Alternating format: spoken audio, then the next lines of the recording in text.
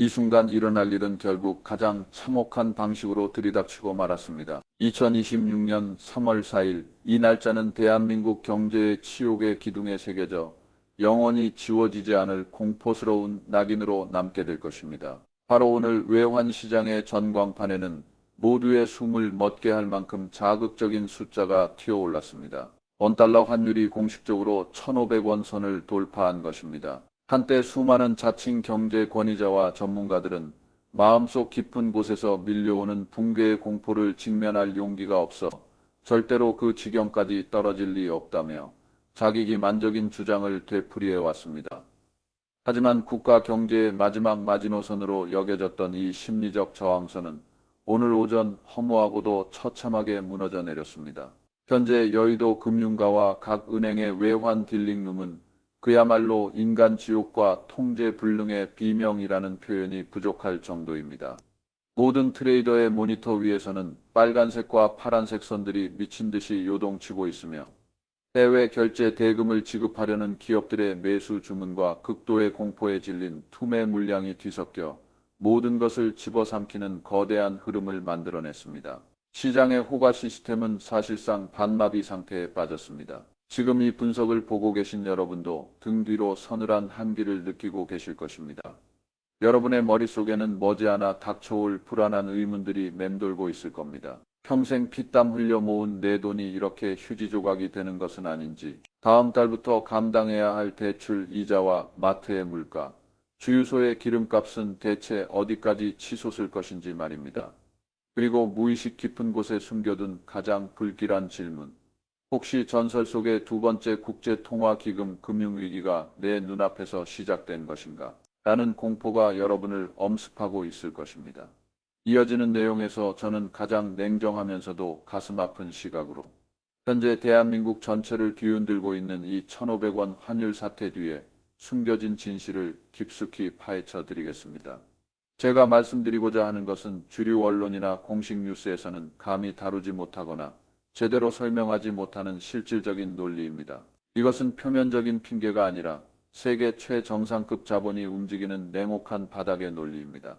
현재 정부와 외환 당국이 겉으로 내세우는 입장은 무엇인지, 그리고 그들의 내면에는 어떤 치명적인 진퇴양난이 숨겨져 있는지 폭로하겠습니다. 결과를 포함한 세계 경제 패권 세력들이 지금 대한민국을 어떻게 평가하고 심지어 조롱하고 있는지 그 실체를 밝히겠습니다. 무엇보다 이 지옥 같은 거시 경제의 쓰나미 속에서 평범한 개인이 어떻게 자산을 지키고 살아남을 수 있을지 전방위적인 생존 시나리오를 제시해 드리겠습니다. 이것은 단순한 경제 평론이 아닙니다. 여러분과 가족의 미래를 위해 반드시 집중해 주십시오.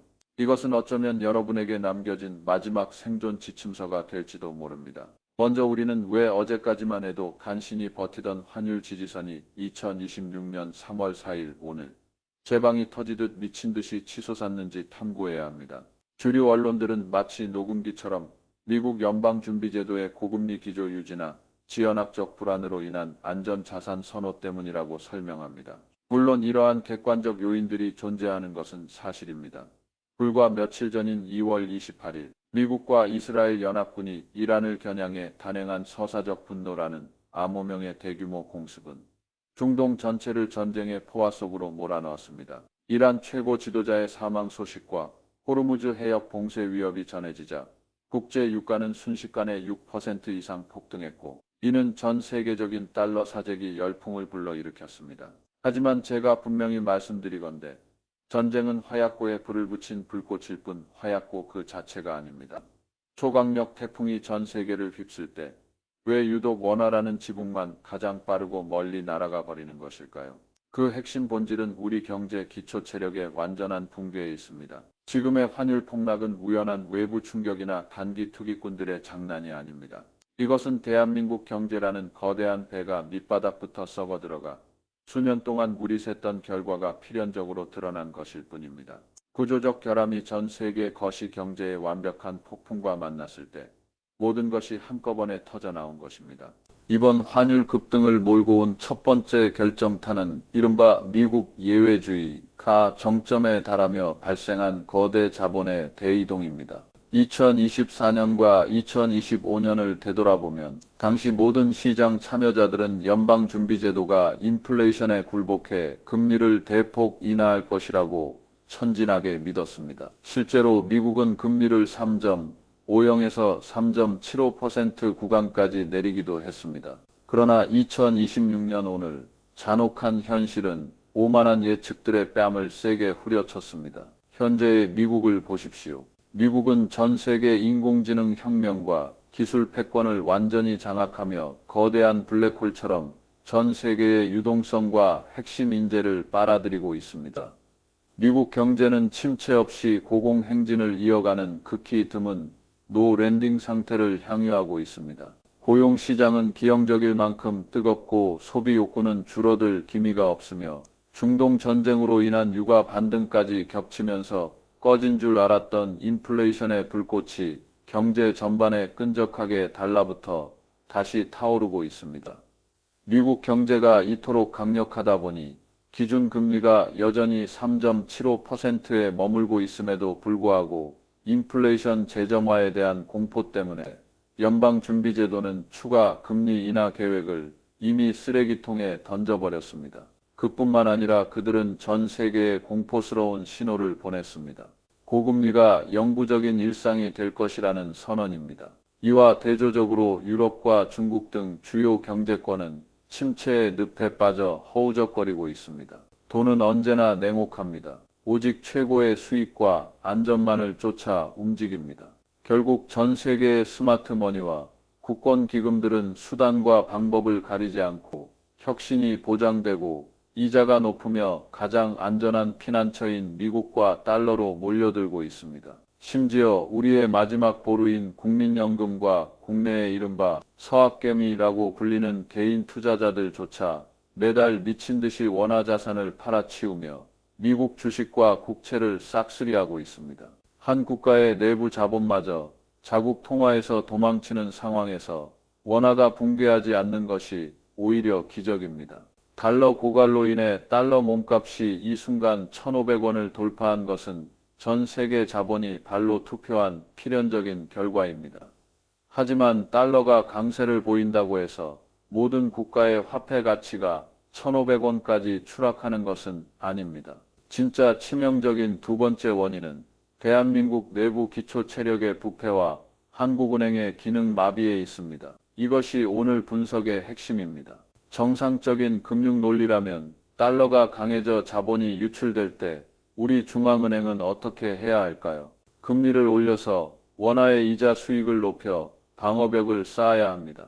그러나 현실은 냉혹합니다. 미국이 3.75%의 금리를 유지하는 동안 한국의 기준 금리는 2.50%에 굳게 묶여 있습니다. 금리 격차는 이미 1.25%포인트까지 벌어졌습니다.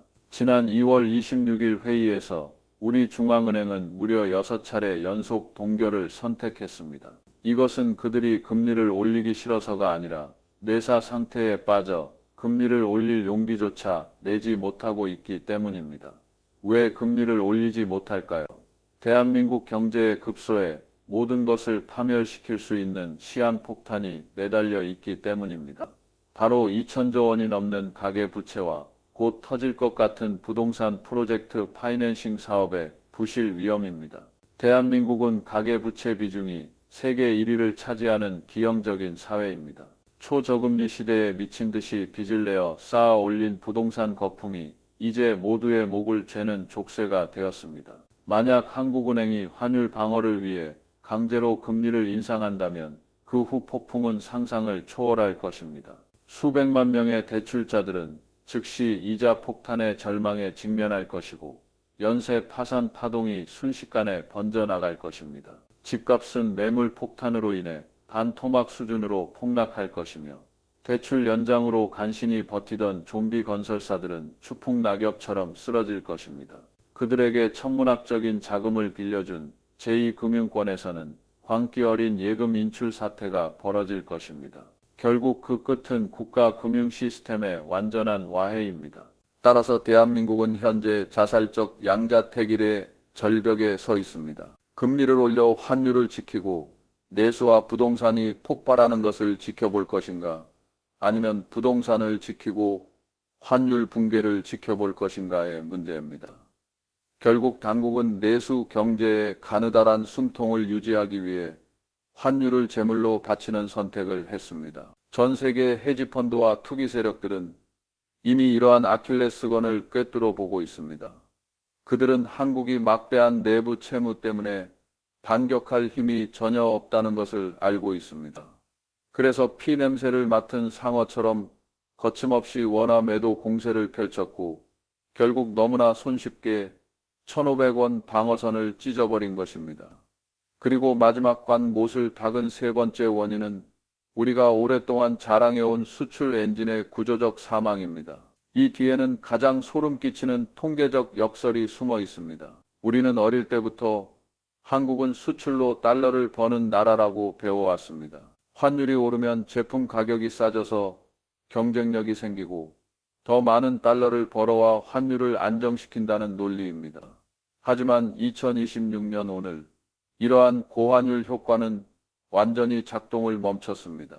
가장 기괴한 사실은 최신 통계에 따르면 한국이 인공지능 반도체 슈퍼사이클 덕분에 155억 달러라는 경이로운 무역 흑자를 기록하고 있다는 점입니다. 불과 사흘 전에도 정부는 수출액이 역대 최고치를 경신했으며 반도체 성장이 160%에 달한다고 발표했습니다. 그런데 수출 데이터가 이토록 화려함에도 불구하고 왜 환율은 무너졌을까요? 특정 산업에만 의존하는 기형적인 구조 속에서 반도체를 제외한 자동차, 철강, 석유화학 등 우리의 전통 지지대들이 줄줄이 무너지고 있기 때문입니다. 더 무서운 것은 최대 수출국이었던 중국과의 관계가 근본적으로 역전되었다는 사실입니다. 중국은 이제 우리의 고객이 아니라 가장 무서운 포식자가 되었습니다. 전기차, 배터리부터 석유화학 제품까지 전방위적인 저가 공세로 한국 제품을 세계 시장에서 밀어내고 있습니다. 설령 반도체로 달러를 벌어들인다 해도 그 돈은 국내로 유입되지 않고 서학개미들의 자본 탈출을 따라 해외로 빠져나가고 있습니다. 우리가 지불해야 할 에너지 비용과 식량 수입, 개인의 해외 투자 수요는 상상을 초월할 만큼 커졌으며 이는 한국을 구조적으로 만성적인 달러 부족 국가로 만들었습니다. 한 국가의 수지 구조가 완전히 망가진 상황에서 환율이 1,500원을 향해 달려가는 것은 시간 문제였을 뿐입니다. 이러한 절망적인 상황 속에서 우리 정부와 외환 당국은 대체 무엇을 했을까요? 환율이 특정 고지에 도달할 때마다 관료들은 카메라 앞에서 기초 체력이 튼튼하다느니 일시적인 변동일 뿐이라느니 모든 수단을 동원해 개입하겠다느니 하는 공허한 상투문구만 되풀이했습니다. 하지만 그 위로 뒤에서는 국민의 소중한 세금을 낭비하고 있었습니다. 1,450원 선을 지키기 위해 그들은 4천억 달러가 넘는 외환 보유고를 끊임없이 열어젖히며 계란으로 바위치기 식의 시장 안정 조치를 시도했습니다.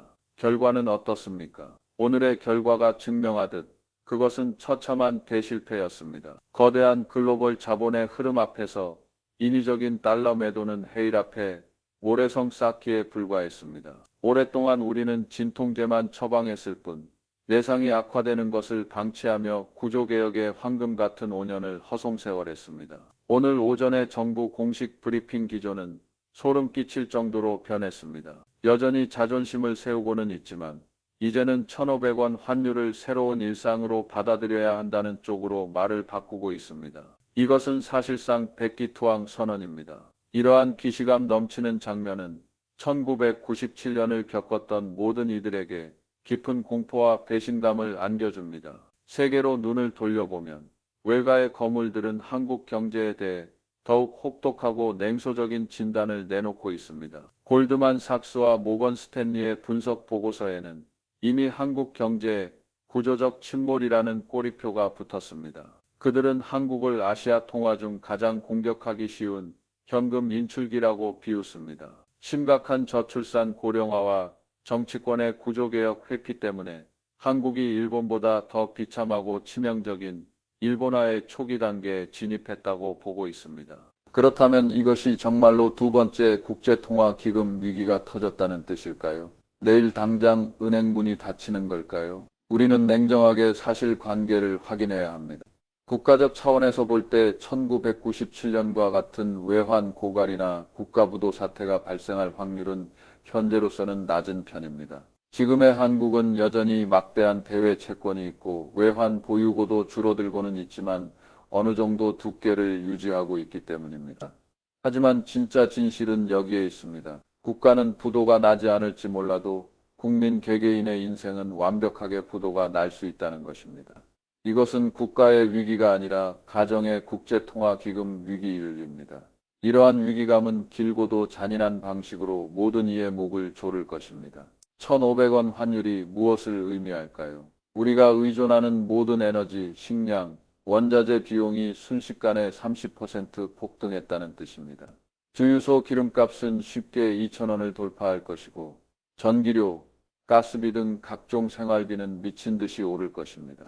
여러분의 월급은 오르지 않았지만 실질적인 구매력은 무참히 약탈당한 셈입니다. 이것이 바로 수입형 스태그플레이션이라는 불치병입니다. 이런 환경에서는 대기업의 실적 수치가 아무리 화려해도 평범한 사람들의 삶은 벼랑 끝으로 내몰리게 됩니다.